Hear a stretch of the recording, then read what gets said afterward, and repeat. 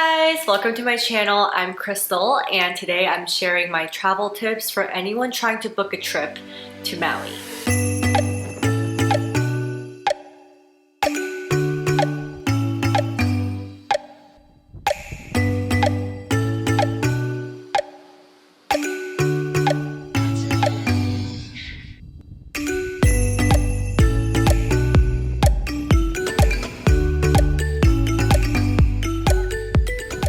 If you haven't watched my Oahu vlog, which is the part 1 of this Hawaii series, I will link it down below so you can watch it after this video, or you can watch it and then come back. Before we get into the details, COVID. Maui is probably the most strict with COVID.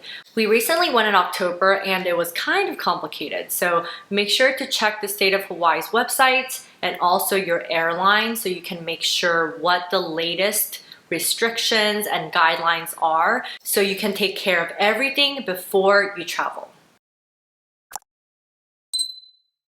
So Maui, what exactly do you think of when you think of the word Maui? We flew from Oahu to Maui, so I was able to immediately catch all the major differences between the two islands, and I wanted to share everything while it is all fresh. So Oahu is more touristy, there's like tall buildings, it's an established city. Maui is definitely less touristy and the island feels so much emptier. Less crowds, everything is spaced out. There's like one major road that connects you to all the destinations, and overall it's very quiet, like very quiet. I personally find Maui much more authentic. What someone would think of when they think of Hawaii and they've never been.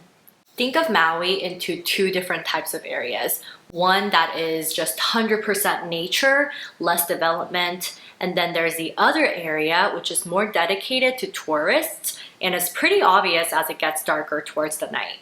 You'll see all the hotels together like side by side in a cluster, and then for like 5 miles it's just pitch dark at night, and then there's another cluster and then it's pitch dark. So it's just kind of like that throughout the island, but there's only a few spots where you really get hotel clusters. There's also one major road that's along the coastline that connects most places, so you'll find yourself driving through the same area like every day. And because of this, traffic on your way back home may be a little rough because there's only one road. You can't pass anyone and everyone is headed towards the same direction as the sun sets. Something to keep in mind is this concept called island time, right? It's very real. You start the day early and you end the day early. You can't really do much in Maui for nightlife anyways, so be sure to just wake up early, be productive, and take advantage of the sun as much as possible. I personally find the food in Maui so much better than Oahu, whether it's seafood or not. But let me share 5 food spots that I recommend you visit during your stay. First, Star Noodle. My first time trying a garlic noodle like ever, and I am still thinking about how good it was. Like, I really can't get over it. It was the first meal we had once we landed in Maui, and we got lucky because we did not make reservations and just attempted a walk-in. But I strongly encourage you to make a reservation because the people behind us, they were told to wait and their wait time was like 2 hours. But their most famous entree is the garlic noodle, and I can totally understand why. I thought it was awesome, and our server recommended that we add pork belly to add as toppings, but honestly I thought it was a little too salty for me. I thought the garlic noodle alone is so rich in flavor and it really didn't need, it's one of those entrees that are so simple but it's just so good. Also, they don't give out straws and charge you $1.50 for a wooden straw. So of course I brought that back home. Number 2, it's the famous Mama's Fish House. If you've never heard of it, it's kind of a big deal in Maui. We made reservations for this place 4 months before and it was absolutely worth it and more than what I had imagined it to be, and I had pretty high expectations. As far as the actual restaurant, the property, the food, the service, they were all just amazing. Their menu changes daily with fresh catches and you get an amazing view of the ocean. When we went, it was a little rainy, but it was still beautiful, and I absolutely recommend it. Book your reservations ahead and go for it. And I would legit consider this as like an attraction, and I would go back to Maui literally just to have their curry again. I got the famous Mama's fish curry, and it came with these 4 condiments. I totally forgot what he said the order for these condiments are, but Tommy got the stuffed kampachi. I think that's how you say it. Thank you.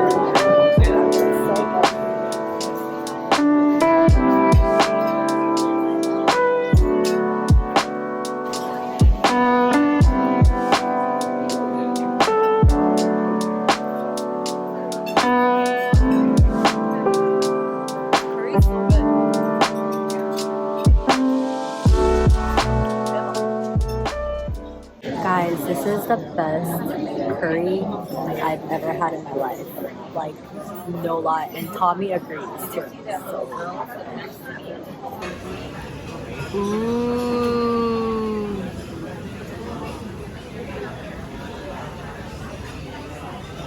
Third is a fine dining option inside the Ritz-Carlton Hotel called the Banyan Tree. If you're not staying at the Ritz and you want to still check out the beautiful property, this is the perfect excuse. They had a pretty strong cocktail, and we really liked the curry and also cioppino. Beautiful plating, and the vibe was totally worth. I would recommend going here during the day though, because you really can't see much at night, and I feel like the interior was so pretty, super photogenic. Just go during the day. Number 4 is Pahala Bay Coffee, which is a small coffee shop in this small town called Pahala. This coffee shop is nearby a few backpacking spots and hostels, and maybe that's why. The vibe was very hip, and I noticed a lot of backpackers stopping by for coffee in the morning. Their lavender latte was actually really delicious. I loved the vibe, and it was a cool spot to stop by for breakfast. I got the lavender latte, and he also got the lavender latte, but we got hot and iced. We got this smoked salmon egg plate and the eggs breakfast plate. These 2 are super famous, so I'm so excited to try these.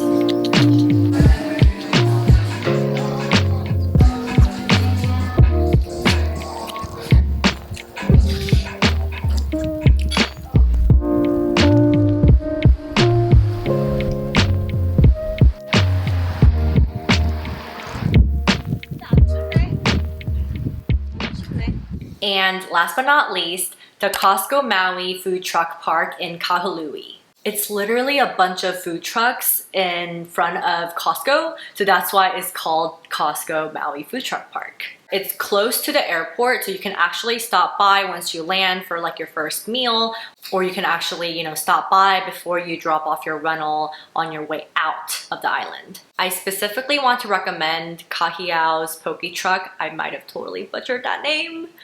I had poke from all the famous places in Oahu, and honestly, I thought this one was the best. Like, it was so good. I was so impressed. As far as dining options in Maui, overall, it's pretty limited. There's a lot of, quick grab and goes like food trucks, but not necessarily sit downs. If there are sit downs, they're usually like fine dining at, luxury resorts and hotels. If you want something more like affordable and easy, the best luck you may have is just like right in front of your hotel.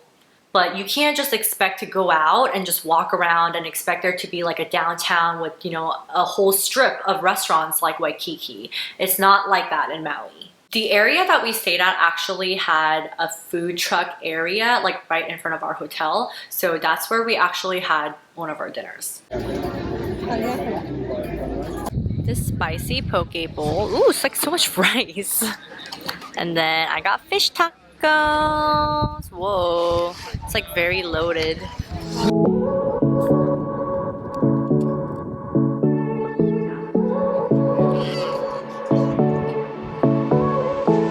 I won't make it easy for you now. You got 2 minutes of my time, and I don't really break too easily. I'll slip into your dreams tonight. Oh, so give me your all. I'll take it to Mars. Oh, I'll stick like glue inside your mind. Just watch me break it. I have a couple of things, but first let's start with something that's free and so easy. Catching the sunset. You may be thinking like that's not that big of a deal, but sunsets are actually a big thing in Maui. And there's a good reason why. It's beautiful, like it's beautiful, but they have, you know, sunset excursions. They have sunset tours and like sunset cruise dinners, like dinner by the boat. They have a lot of activities like that around sunset, so it's actually a thing. So anywhere you go, especially tourist destinations, there's always some kind of tour, right? So with COVID, Maui is actually at 50% right now. So a lot of the tours are booked and you really have to book it way in advance or you just may not have any luck. Like don't expect to just show up and book your luau, all these excursions, like you may not have the best luck. So if you don't end up booking anything, check out your hotel desk concierge and you may have a shot, but just go in with the expectation that like 80% of the things that you wanted to do, you may not be able to do. We booked a 3-hour snorkel tour with our hotel desk and we got really lucky because it was just us and one other couple, like 4 people in total on this boat. The most popular one seemed to be the 1.5-hour tour, but ours is longer because we were supposed to go further into the ocean and it takes longer. But unfortunately, because it was a super windy day, we didn't get to go all the way, you know, to our destination. But our captain was a pro and he handled it very well. He made the best out of a terrible situation for us. We actually got to snorkel in 3 different areas. We actually also got to visit Molokini, which was an island that I really wanted to go to, but that tour was booked. So we actually didn't end up doing that one, but I ended up going anyways. I did not have a water camera and our GoPro broke. So I am so upset that I didn't get any underwater footage, but it was beautiful. I have some like random iPhone footages here and there when I was on the boat and I was just watching Tommy. But Tommy got to swim with 5 big sea turtles, which is so exciting. We also got to snorkel on the reef that the Pixar team actually visited in Molokini to get motive and inspiration for Finding Nemo. Next, Haleakala is also a major destination and a must-visit spot in Maui.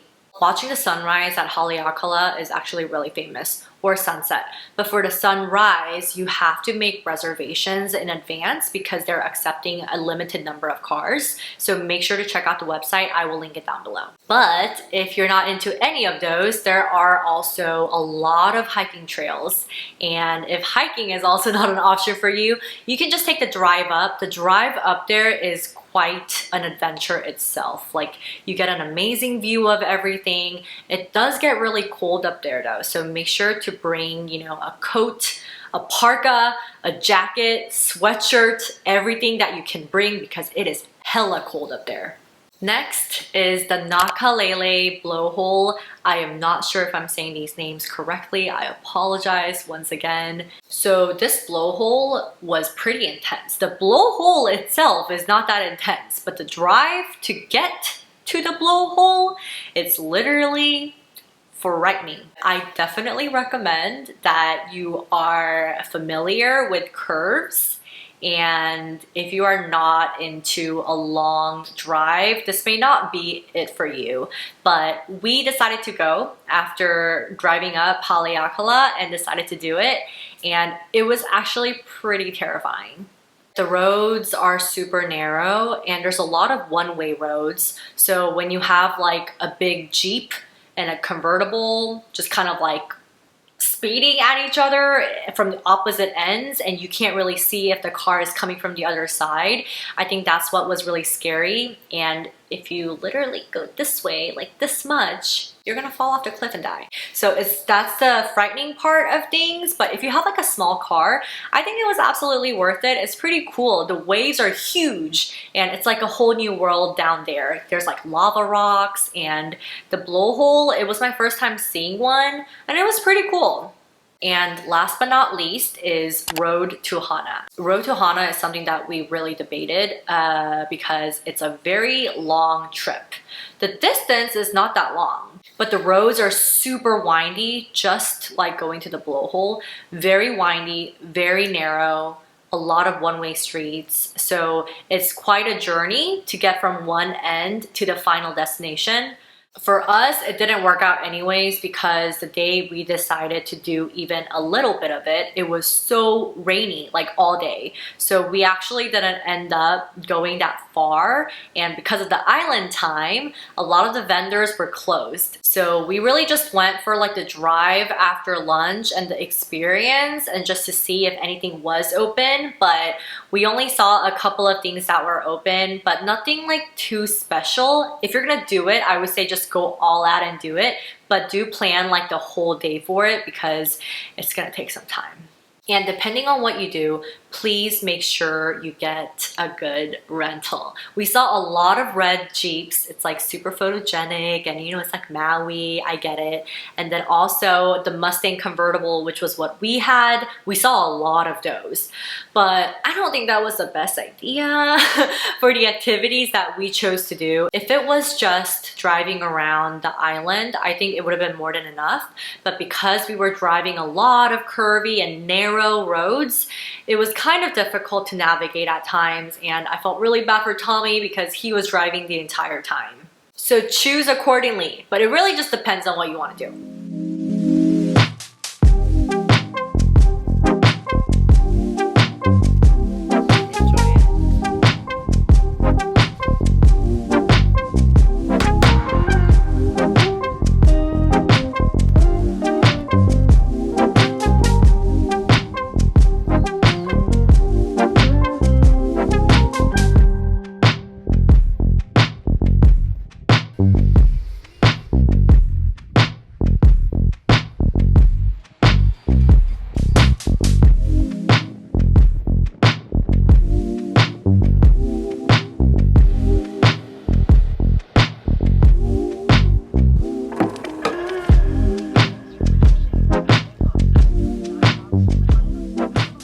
Wraps up my recommendations for where to eat and what to do in Maui. If you found this video helpful, please make sure to give me a thumbs up, support by liking this video, and make sure that you are subscribed. I would love to hear from you in the comments if you have never been to Maui and you plan to, or if you have any other questions that I can help answer. But thank you so much for watching, and I will see you guys in the next one.